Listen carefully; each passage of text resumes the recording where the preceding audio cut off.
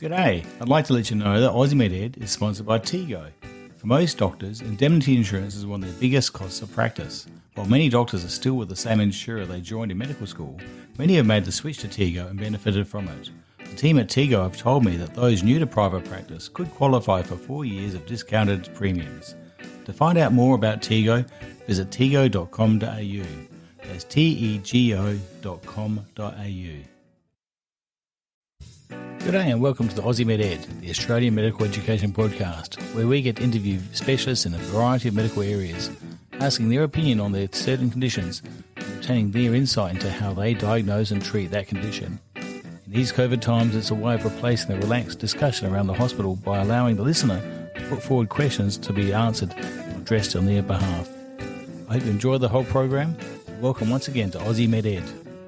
And today on Aussie MedEd, we get to interview both Eloise Hall and Isabel Marshall, co-founders of the crowd-funded Taboo Sanitary Products, a social enterprise that sells high-quality, certified organic cotton pads and tampons, with all company profits dedicated to eradicating period poverty. Eloise works as Managing Director for Taboo alongside her studies, completing a double degree of Business and International Relations at Flinders University, and she's one of Adelaide's 40 Under 40 award recipients. Isabel was the Director of Health and Education at Taboo, and is partway through her degree in medicine at the University of Adelaide.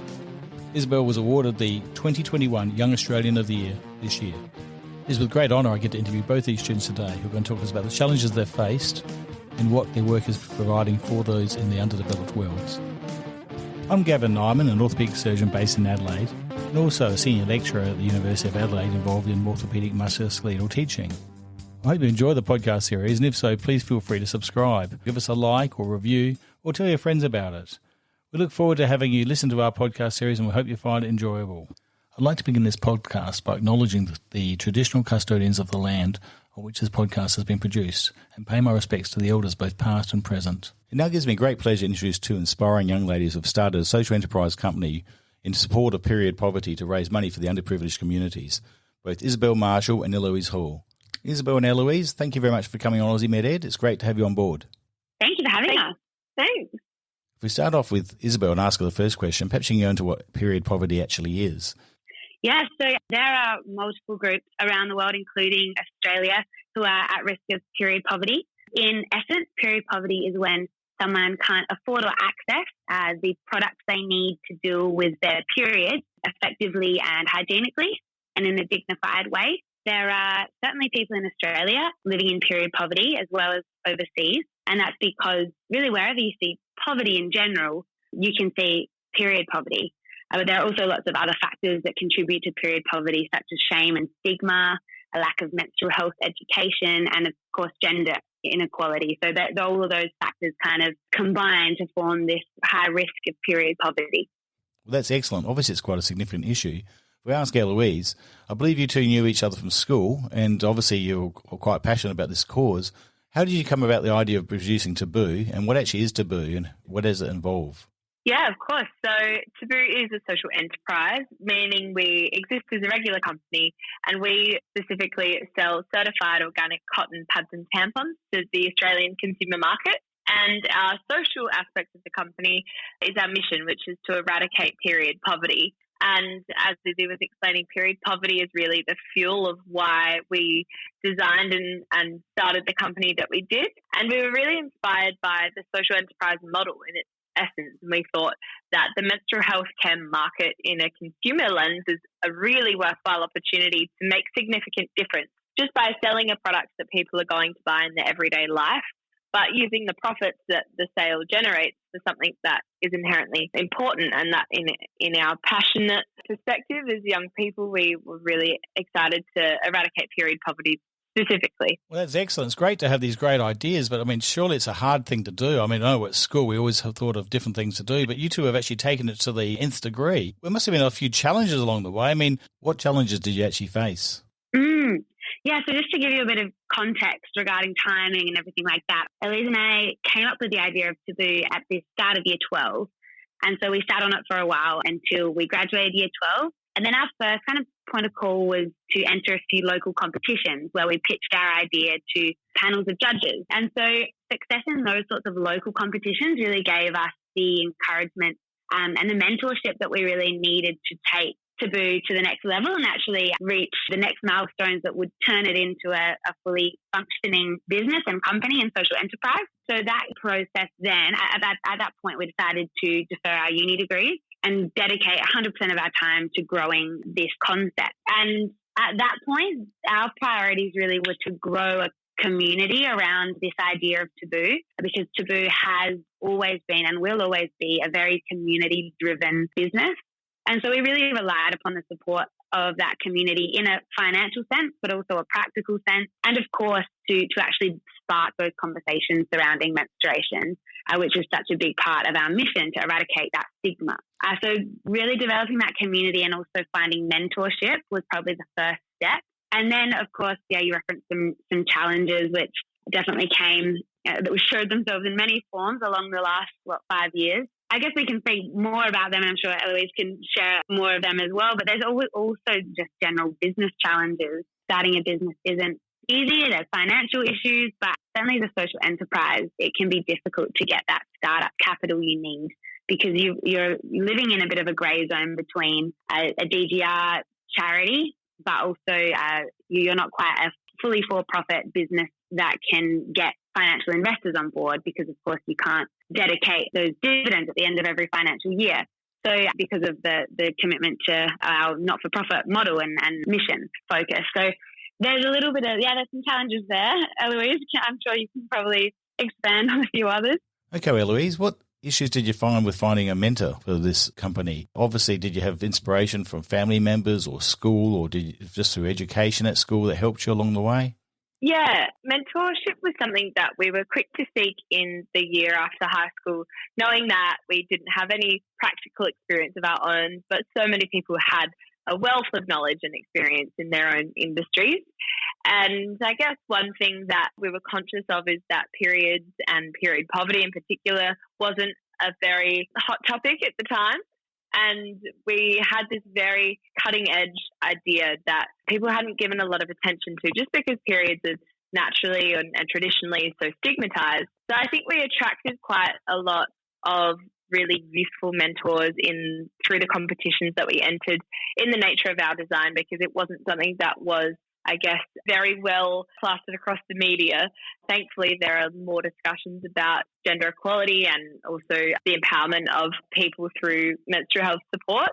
So now we're not the only people in the game. But I guess at the start, we did attract some people, really good business mentors that were really excited to help us create this idea and turn it into a really productive and successful company. Yeah, it was really just from those competitions, like as you said, it definitely brewed some confidence, but from the people that we met at that competition, that led us to more people, and that's when your network kind of grows.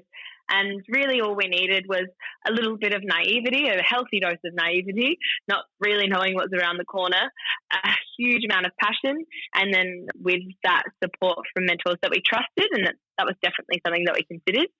That's when we were in a position where we could make the next steps and turn the company into something, I guess, more sustainable. It also led to me deciding to study business and international relations.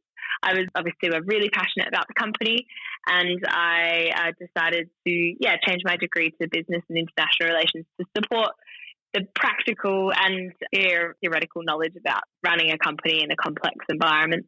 That's brilliant. So in other words, you weren't actually studying business before this. It was actually Taboo that brought you down this path. I'd like to let you know that Aussie MedEd is supported by HealthShare. HealthShare is a digital health company that provides solutions for patients, GPs and specialists across Australia. Two of HealthShare's core products are Better Consult, a pre-consultation questionnaire that allows GPs to know a patient's agenda before the consult begins, with the aim to reduce admin and free up time during a consult, and HealthShare's Specialist Referral Directory, a specialist and allied health directory integrated into GP practice management software, helping GPs find the right specialist. You can find out more from healthshare.com.au.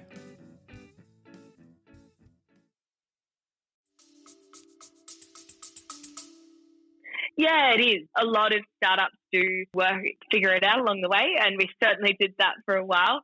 But I wanted to study anyway, and I decided that the most practical and useful thing I could study would be business, and then international relations as well, to navigate the more cultural and social and policy aspects of the work that we do as well, which is quite a significant part of the brand as well, yeah.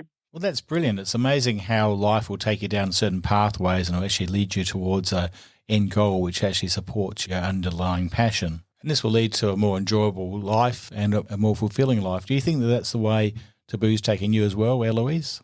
Oh, absolutely. It's such a rewarding job now. We can say that it's our job.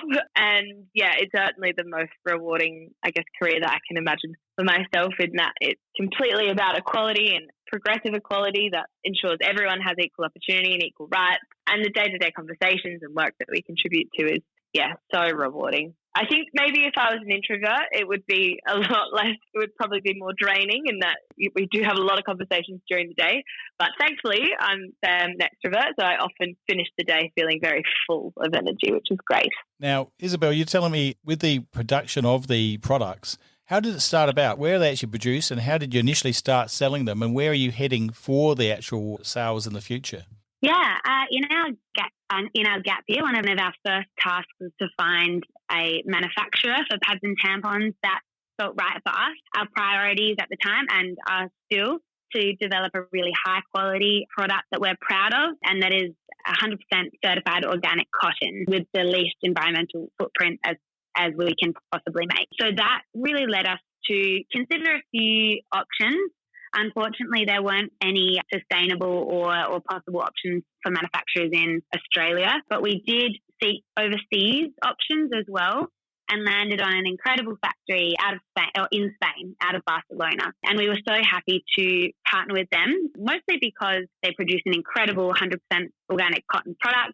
They run off of hydroelectricity, and we have a really great natural relationship with them. But also, it was quite difficult to get our foot in the door to a lot of these other factories around Australia and other places in the world as young women with no real evidence of business success behind us. It was definitely difficult to initiate those conversations and then sustain them. But these guys in Spain were so understanding. They taught us a lot about the journey towards buying a big batch of private label products, something we hadn't done before. And they have provided a product to us that is such high quality, and we're really proud of it. Brilliant. And so originally they were sold online. Are any of them being sold in shops now, or are they still online sales? We still sell online. So one of our key selling points, I guess, is that we offer a subscription model online. So you can make an account with us, and then we'll ship our products to you every month along with your period, or at whatever interval is best for the customer. But we also now sell in stores around South Australia, mostly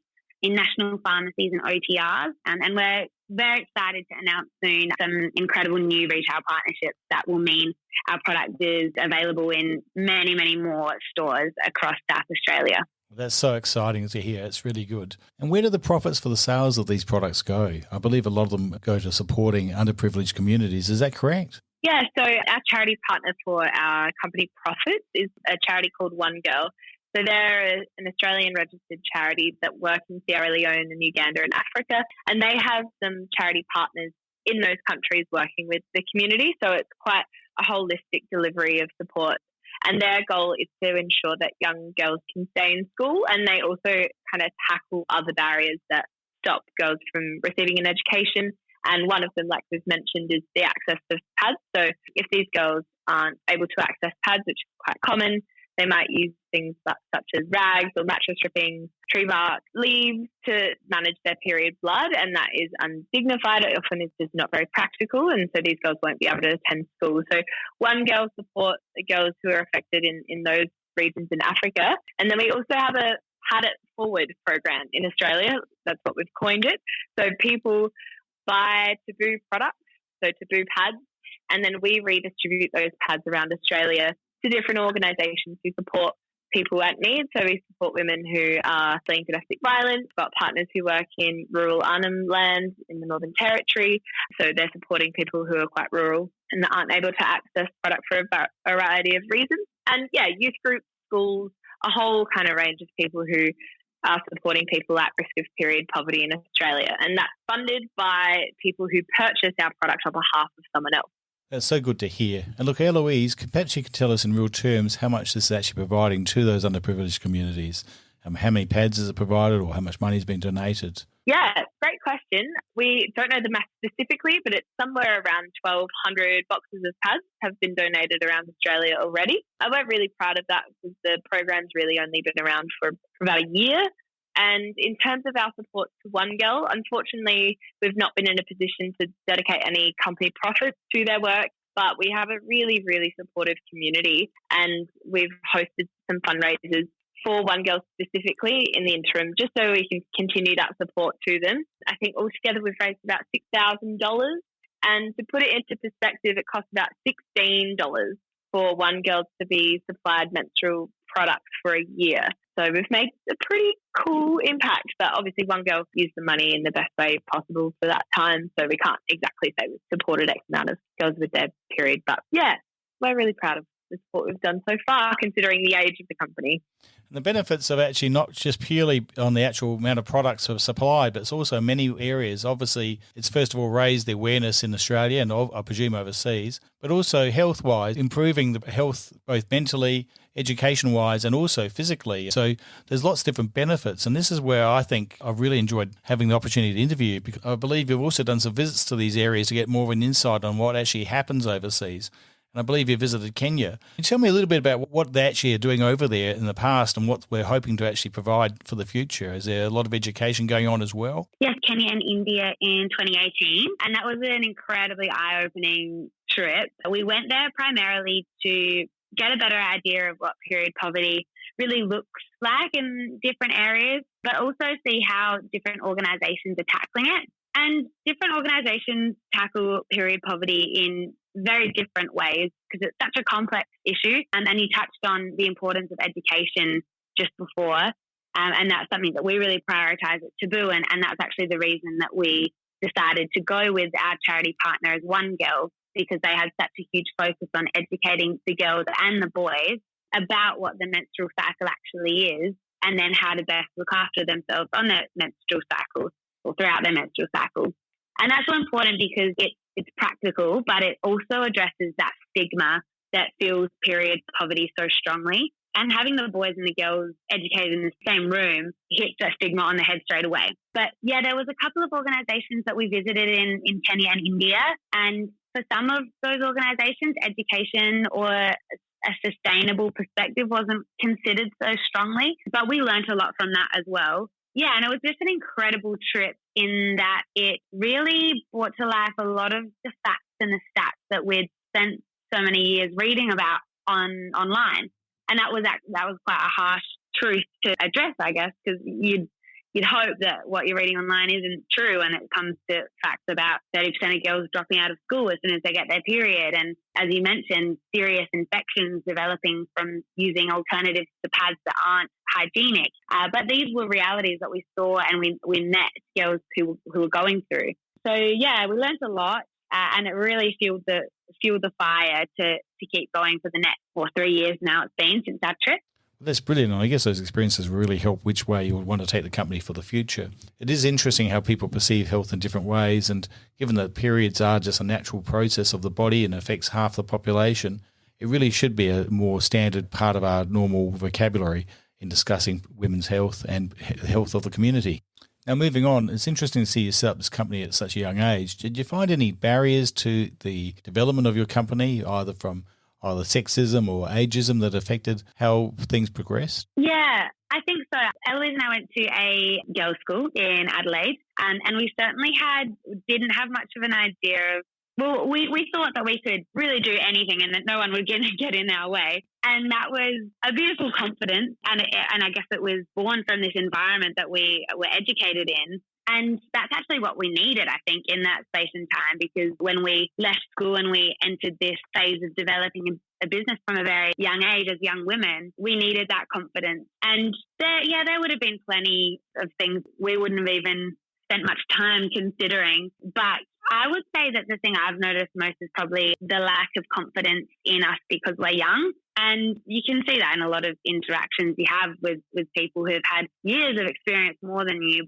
and will sometimes question your perhaps or naive ideas, and instead of fostering them and positively helping to bring them to life, kind of, I guess, changing them or expecting that they just won't work. But it's been an interesting journey.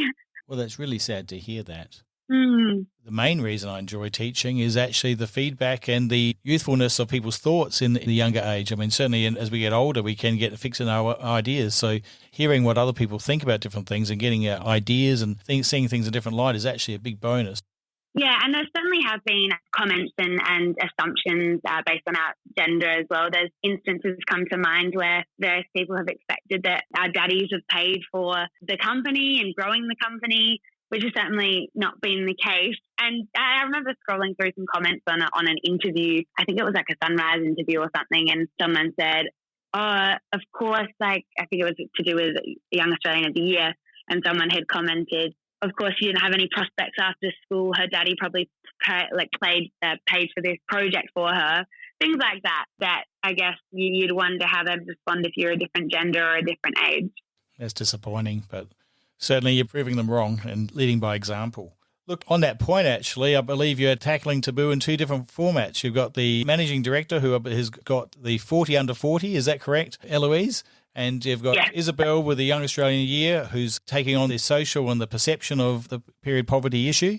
So you're tackling two fronts, both the financial issues and the perception of the path, which is a great approach. If we go to Eloise for a minute, where do you think Taboo's going to go? What are the future directions for Taboo? Well, we've got a lot of opportunity ahead. So we're really, really excited to continue the conversation about eradicating period poverty. It's a really important message, and we're really thankful that a lot of media has picked up that story this year. Yeah, the more voices we have in this fight, the better. So we're really excited to see period poverty be taken seriously in Australia and overseas. And the impact that we can have in that opportunity is to grow our range of products and become a more commercially viable company and be also available and stocked across the country so people can invest in eradicating period poverty through their own period. And that's the whole beauty of the design, is that people are going to buy period products anyway, and we may as well give them an opportunity and a product that also eradicates period poverty for other people's experience. So we're really excited to expand the range and continue the conversation in every form possible, really. Excellent. It's great to hear. We'll be watching this space with a lot of enthusiasm to see what happens. The other question I'd like to put to Isabel is, what advice would you give to students? Can they do it on their own? Do they need an extra person to help them? Where do they start? Yeah, that's a great point, and you've absolutely nailed it. I would say getting the right team around you is the first thing to do. Actually, before that, probably refining what your goal is, what your mission is for a project or a business idea you may have.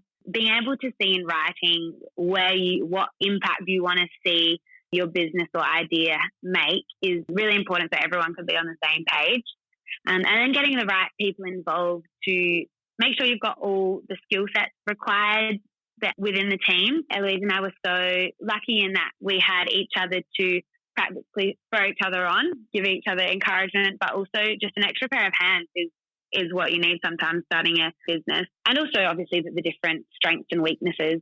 There's that, and there's also just, I guess, confidence in the fact that you don't need to know everything to get an idea off the ground. We sometimes use the term analysis paralysis, and it's such a good one because sometimes you can overanalyze, overthink, and then not actually get anything done. So that's another good reason to have someone else involved. It's a bit of accountability. But yeah, I think it's just so important not to think that your youth or perhaps lack of experience or naivety is a weakness, because it can certainly be used as a strength.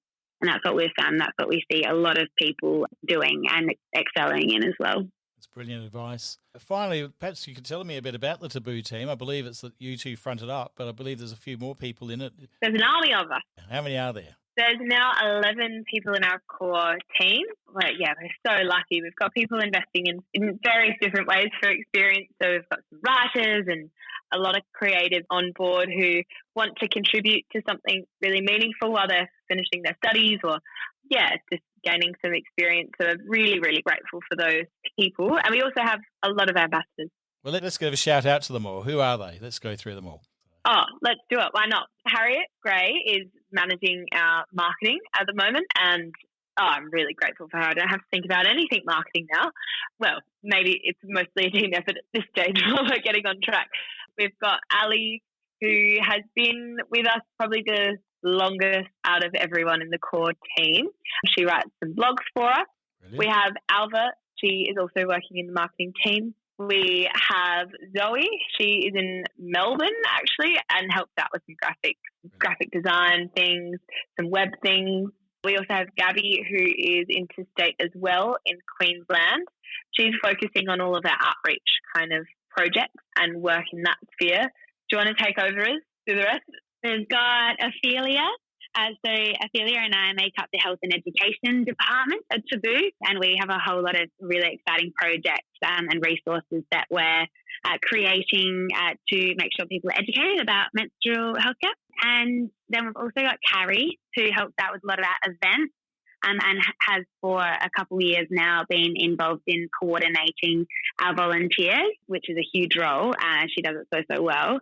Chris Neal is newly on the team. He's wearing a lot of hats at the moment, including bulk orders and collaboration and partnerships with like footy clubs and groups and clubs like that. And we've just got a new intern on board called Rose, and she started today actually, and she's already proven herself to be very gifted at marketing and research and implementing a lot of the stuff she's learning through our socials. And we've got Caitlin, who is helping out with our social media. It's an amazing number of people. I didn't expect it to be as many as that, but that's fantastic to hear, Yeah, we just kept listing them off. And how did you meet all these people? Did they approach you, or did you actually know them beforehand? Generally, they've made contact with us, seen us on social media, or through even, I think Ali, our first volunteer, saw one of our stickers in her uni bathroom. And so she just made contact with us, shared her set of skills, and then we were able to meet with her and decided she was an incredible fit. So it's all come across very organically, and mostly just because all of these people are so passionate about the cause, and that means that they're willing to give their time so generously as volunteers. But they also, I guess, just have the energy to be creative and keep going when it gets a bit difficult, because they're just so passionate about seeing the mission realised. And that's really important, because the culture of our office and our team dynamics is so important to make sure we do our job productively and efficiently. Well, that's brilliant. Look, I can see this being a small ripple on the seafront, which turns into a tidal wave of ideas for the future. And it's just been brilliant speaking to both of you and hearing about the rest of the team as well. Look, I wish you all the best for the future. I know things will go well. And look, I really appreciate you coming on Aussie Med Ed to speak about Taboo and your path along the way. So it's been fantastic having Eloise Hall and Isabel Marshall. Thank you very much for coming on Aussie Med Ed. Thank you so much. Thank you so much, Gavin. Cheers. The information provided to you today is designed to complement the information provided to you in your local region and should supplement your readings and teachings in that area. Please don't take it as the only way of treating this condition or assessing a condition, but really as one of various ways of assessing these conditions. Please also be aware that the information provided today is really just general medical advice and isn't designed to actually be a source of medical information regarding your particular condition. Remember to consult your specialist or medical practitioner if you have concerns about a condition raised in this podcast. Well, thanks once again for listening to our podcast, Aussie Med Ed, or the Australian Medical Education Podcast. I really enjoy hosting this podcast. I hope you find it useful to hear a pragmatic approach to everyday conditions.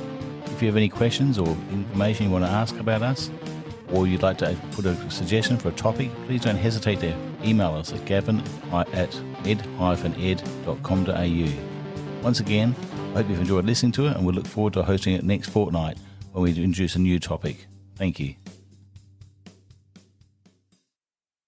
Aussie Med Ed is proudly sponsored by HealthShare, a digital health company that provides solutions for patients, GPs and specialists across Australia, and TEGO, offering medical indemnity insurance for doctors. That's tego.com.au.